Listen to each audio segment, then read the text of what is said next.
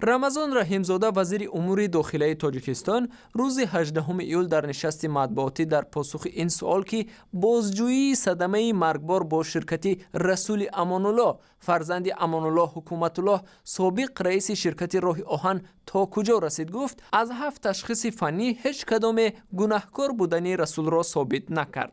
ба ин далел ба таъкиди ҷаноби Раҳимзода парванда қисман қатъ шуд ва ҳоло дар ихтиёри додситонӣ қарор дорад.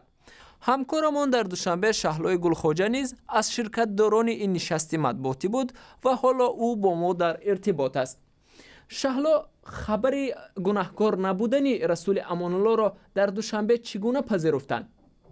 خب با سبکدوش کردن امانلوی حکومتولو از وظیفه رئیسی اداره روی آهن مقامات به جامعه تاجیکستان یک نوع علامت دادند که چون خودی وی از منصب برکنار شد باید حداقل پسرش مجازات نشود.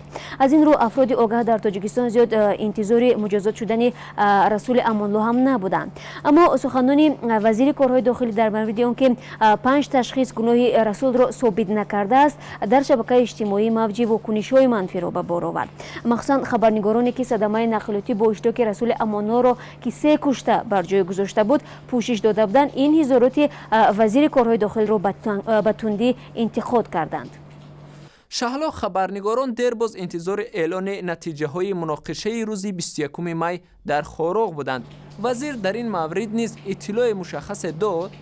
وزیر کارهای داخلی تاجیکستان در ارتباط با حادثه های خاروق گفت که همراه با دادستان کلی تاجیکستان در خاروق بود و تحقیقات در این سمت هنوز جریان دارد.